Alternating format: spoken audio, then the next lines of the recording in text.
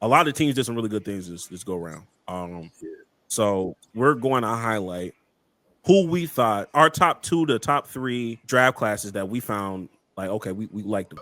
I'll go ahead and go first. One team, or it's really it's a couple teams. It was some really good drafting teams this year. Absolutely. But I was going to highlight the Ravens, but the Ravens always draft well. So I want to talk about like the Texans. They was Nick Casario, I believe that's his name, the GM. He was in his bag, bro. Like I think they traded out of the first round, and normally I don't really like when teams do that because I'm just like, bro, you missed out on the first round talent. But they just was moving up and down and left and right in the draft. They traded so many picks and got so much stuff back. A position they need. They got since they traded out the first round, they end up getting the 34th overall pick, and they drafted Jaden Higgins, who's a big body receiver, which is something I think he's like the same exact size as Nico Collins. So another weapon for CJ Stroud. It's awesome. Then a couple picks later, they got a tackle, which is something they need because they traded Tunsil. Then they got another receiver who's a smaller guy, who's they need receiver help. I like those picks, as well as they got a running back from USC, Woody Marks. I liked him. I saw a couple USC games, and I actually did like him a lot. So I thought they had a really good draft, and that was just like a master class in managing draft capital. The way the GM was moving up and down and all that. So it was impressive to see. It's refreshing, as a Cowboys fan. We don't normally see stuff like that. Oh man, that's real. That's real. One of my favorite draft classes was the New England Patriots and what they did this draft. All 3 days they did, I think, a really outstanding job. I would have gave them an A+. Starting with Will Campbell, I'm just very high on him. I like his demeanor. I like everything about him. I think he's going to be an impact player, and white heavyset white men that are in the trenches. I like that guy. You know what I mean? I like those kind of players. And then you pair it up, getting running back Travion Henderson from Ohio State. I like that pick for them. I think that's. I think they're going to help. Drake May out a lot with an established run game. Kyle Williams. A wide receiver that they got, and then I really wish the Cowboys got Kyle Williams, bro. I think he's gonna be so good, bro. I think he's gonna be so good. Really good. That's a great weapon. And then they grabbed the center Jared Wilson. I don't know. I didn't know too much about him, but I can trust somebody from Georgia if we're talking about the trenches. So I think that is a good pick. I don't think you can go wrong with that. I can just see the vision of what the Patriots are trying to go to, and I think they're really setting up Drake May up for success. It'll just be up to Drake May if he develops or if he's that guy or not. But they got the frame structure and infrastructure on top of whatever they already have there as weapons. I forgot who their main target was last year, but shit, fuck it. I don't know. I know they had Ramondre Stevenson at running back, but I don't know who their wideouts were. I don't think they actually had a main guy. I'm not gonna lie to you. Yeah, so yeah, I think if you're a Patriots fan, I don't think there's anything to really complain about. Wait, Stephon Diggs is a Patriot. Oh yeah, he signed with them in the offseason. Okay. I remember. Oh shit, yeah. Hey, yeah, man, they're gonna be fine. Hey, you gonna find out if Drake May is good or not this year or not. You gonna find out. For sure. But Jax, what's another team you had?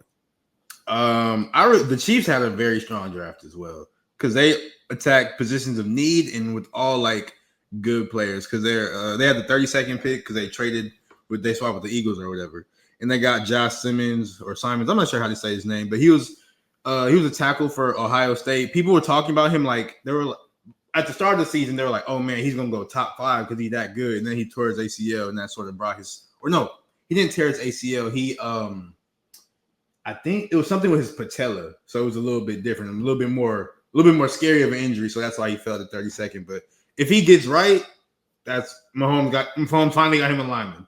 He finally got somebody that can protect him. Then they got another DP, Omar Norman Lott out of Tennessee.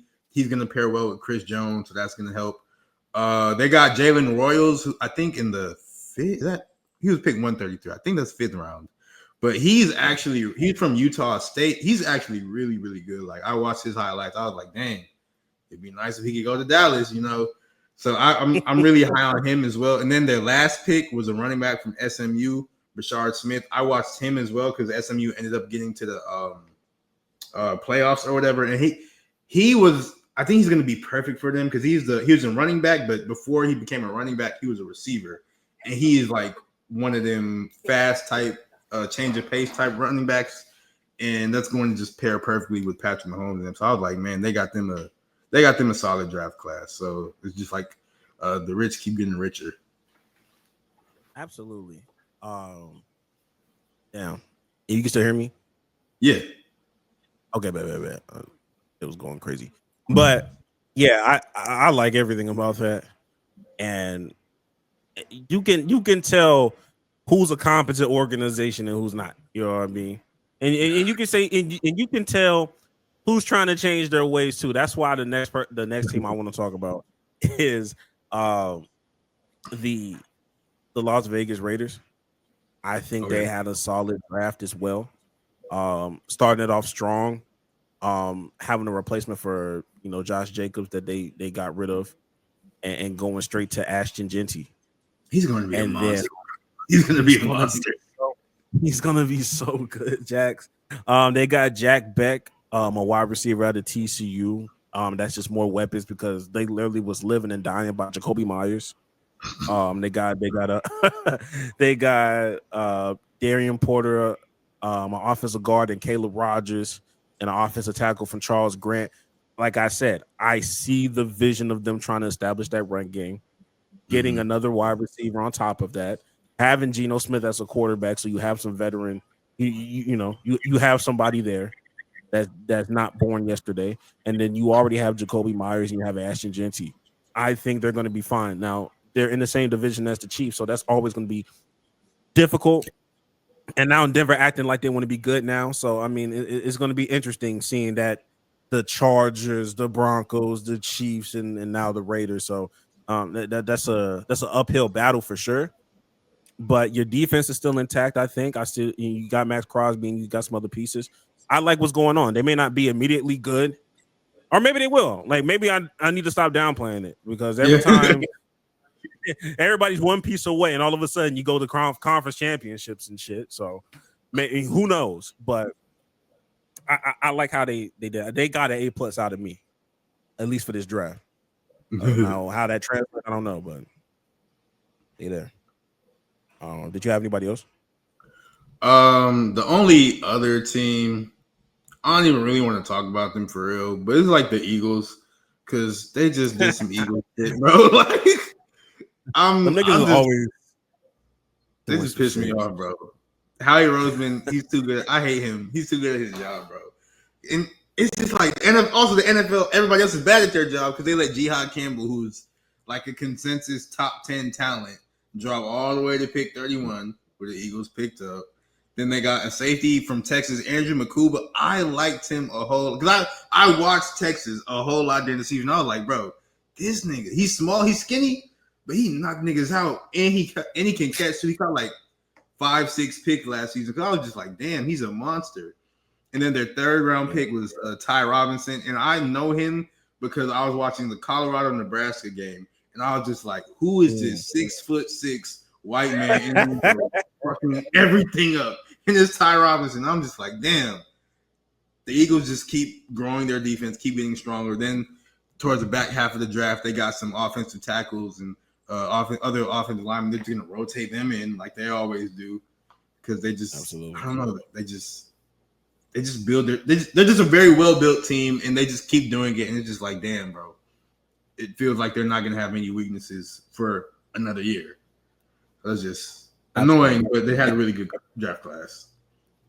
Oh man, and some quick hitters for me. Like I'll mention Green Bay because I'm just very high on Matthew Golden. The Green Bay Packers are not known for drafting wide receivers in the first round. I think it was like 20 plus years since that's happened. I think there was like some random since like 2002, which is it was just like, so they were just like, bro, go Everybody in Lambeau Field was, bro, go get him. Go get that. He was like, yo, if y'all get some boring ass offensive guard like y'all always do, I'm finna fucking scream. So when they finally got Matthew Golden, the whole crowd went crazy. Yeah. Matthew Golden, but on top of that, they had Savion Williams from TCU. I don't know too much about him, but there's another wide receiver that you can. He's like Cordero. He's like a faster Cordero Patterson. Because like they might use him at running back or receiver, so like he could be. And they got who's their coach? Is it Matt or Mike? Coach LaFleur. I don't remember. It's either Matt LaFleur or Mike LaFleur. Oh, Matt LaFleur. It's Matt. Yeah, he's a creative play caller, so he's gonna use that. He's gonna use him well. Yeah, already like you already had a decent wide receiver room to begin with. They add Matthew Golden. They're gonna be good. Shout out to the defense that the Cardinals got. Out of it was a Will Johnson, if I'm not mistaken. And I think they got another cornerback. I don't want to shout out the Giants, but I am unfortunately a fan of Scatterbo, the running back. I am a fan of that man. I am a fan of him. I do not like him. I don't like him. I mean, I think he has a short shelf life. I think that nigga runs like he's only going to be in the league for about 3 or 4 years. I don't think. But I also felt the same way. Also felt the same way about Zeke. I said the way that nigga runs, he's not going to be as dominant for a long period of time. But hey, when Zeke was dominant, and he just consistently every year, it's just going to take a toll on the nigga body, but it is what it is. He was running. He was one of them ones, I ain't gonna hold you. But other than that, that's pretty much the main teams that I had that were like, okay, like y'all really impressed me, or I really felt that. Were there any head scratches for you? I was like, ooh, like you may not have hated it, but I'm like, damn, like I don't see the vision. Head scratch. We sort of talked quarterbacks already, but like real head scratch. Jackson Dart was a head scratcher. Tyler Shook, even bigger head scratcher. Dylan Gabriel, the biggest head scratch. But my actual biggest head scratch is the Dallas Cowboys draft, because I understand I understand why they did some of their picks, like Tyler Tyler Booker, yes, guard at 12. I understand why they did that, because Zach Martin just retired. Their O-line was a little bit shaky last season, so I get why they did that. Then second round, they get Donovan Ezeraku, who's a DN, real flexible, bendy. He can get around the corner well. I understand that. Third round, Siobhan Ravel, who's a corner who had injury concerns, but he's big, tall, fast, etc. Like, I understand that. But it's just like Dallas has been needing playmakers for the past like 2-3 seasons and didn't get a single one. Like they ended up they needed a running back. They did not get a running back until their 4th round pick. They got Jaden Blue out of Texas, who was the fastest running back at the combine. But he's a skinny running back, which I don't really like, because I feel like running backs should be able to like run through a nigga sometimes, bro. He's a skinny running back, he's fumbled, and then he's really more of a receiving back. So it's just like, why did they do that? And then later on, they got Phil Maffa, who's a running back from Clemson. Oh, I don't think he's good at all. Like, no disrespect to him, I just don't think he was that good. And that was their only offensive playmakers they got. They got no receivers. They got a whole bunch of D tackles and O linemen. It's just like, dog, like, who's gonna score? Like, yes, Dak might have 27 seconds to throw the ball. Who's gonna score? Who's he throwing the ball to? CeeDee Lamb's gonna have 5 niggas on him. Jalen Tolbert's not gonna be open. Kevontae Turpin's gonna be running down the field open, but he's gonna drop the ball. It's just like, what the hell are we doing? Javon. Hey, we gonna have jet sweeps out the motherfucking wazoo. I agree with you. I agree with you wholeheartedly. Like I said, the only pick I could justify, literally, and it had to grow on me for a sec, was the Tyler Booker pick. I think when you lose Tyron Smith and you lose Zach Martin, and you don't know how you don't know what Dak is really going to look like until the regular season starts. You need the protection. You do need a protection because this is not the same 2016 Dak. I don't expect him to be running up and down this goddamn field. But after that, you needed to do some giant shit like trade up and go get you somebody, go get you a Judkins, go get you a wide receiver. There was we were talking about this before the pod even started. There were so many skill positions this year, nigga. Yeah. We could have got something. Shit, even if you didn't like Scatterbo, my nigga, something in the fifth, something, nigga. Because maybe it's just because I'm just not high on Javonte Williams like everybody else.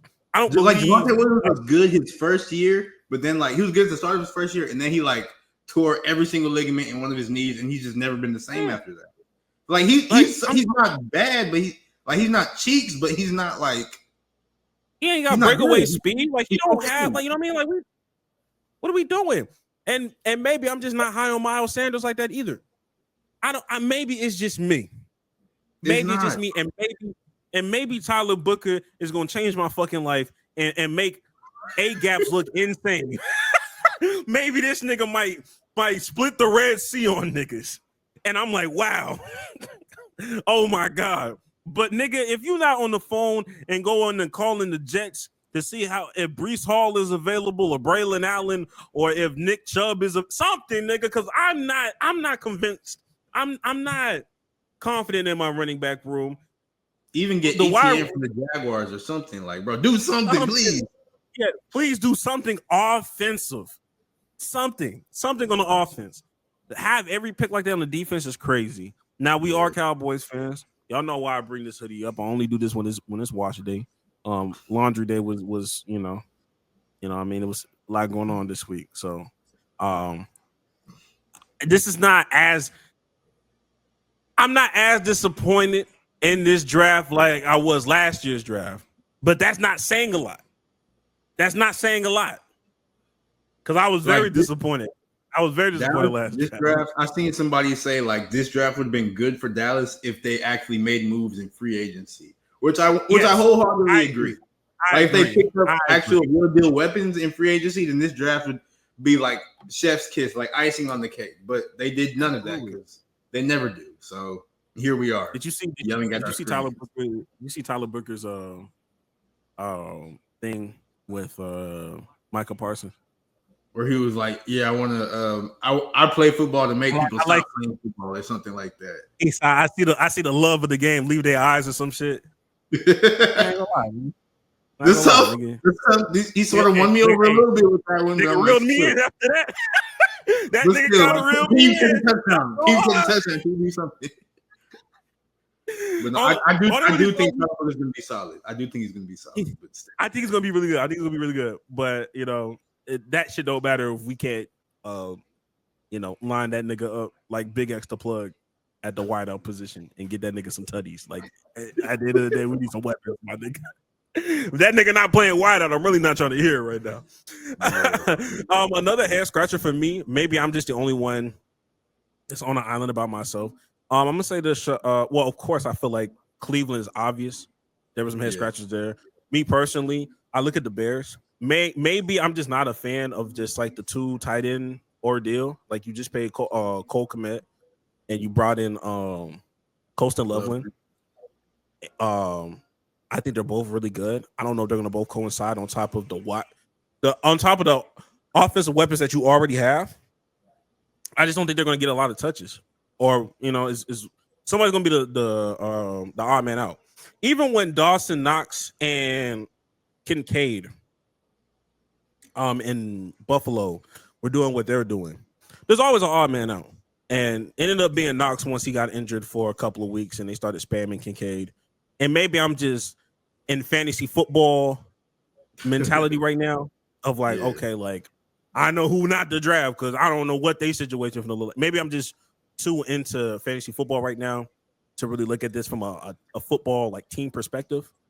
I just don't see the last tight end, the last two tight end thing that I saw work out was with the Patriots, with he who shall not be named, and now we can name him Aaron Hernandez because he was cold. That two tight, that was cold, bro. Like that's when I think of two tight ends, when I see teams do that, that's immediately what my mind goes to. Like they're trying to do something like that.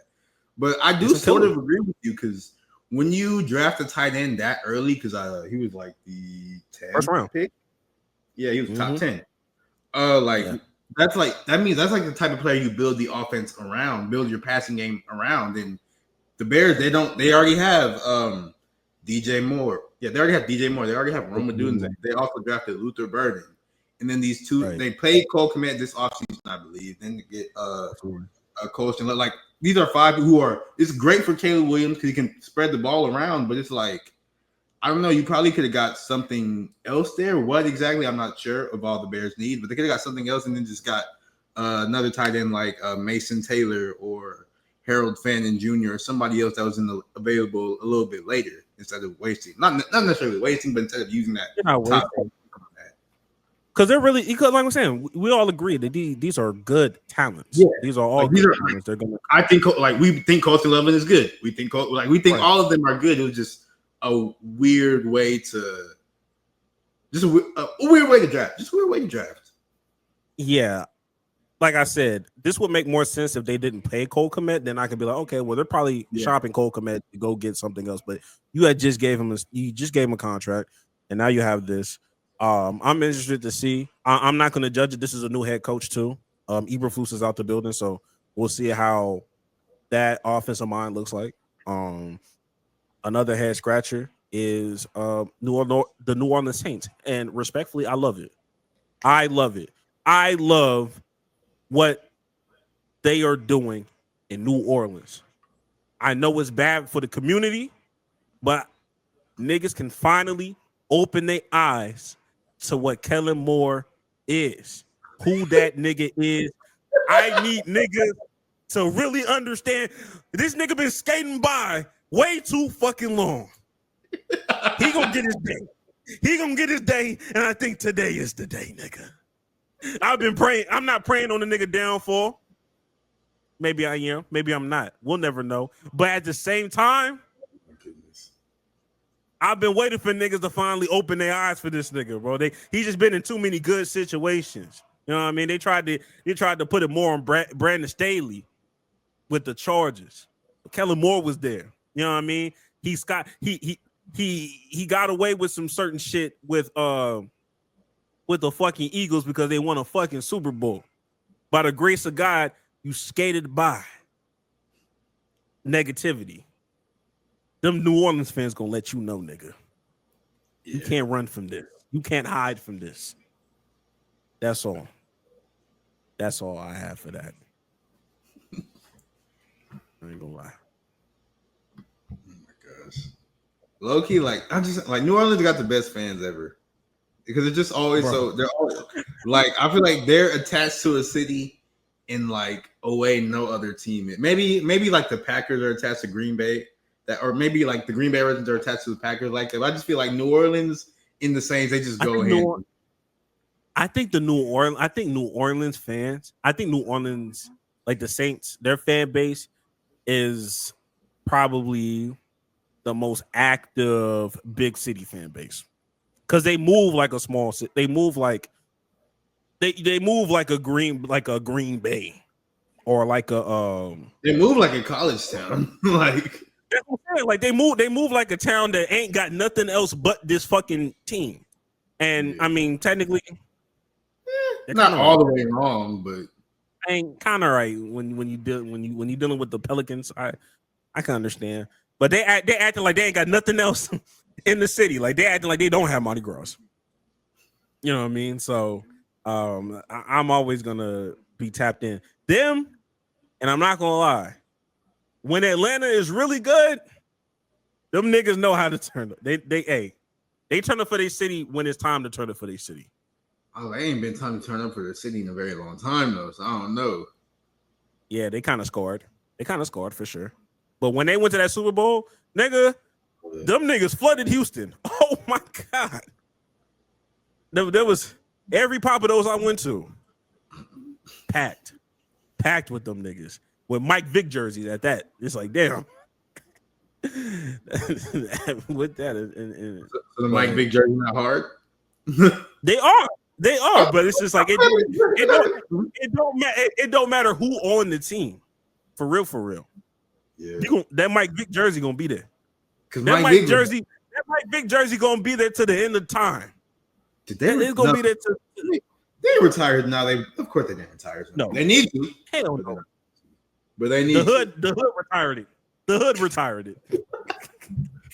Cause tell me a nigga that's wore 7 cents. Ain't nobody touching that goddamn jersey. Nor should they. What number is Michael Penix? 9. Okay. He's 9. All right. Fair enough.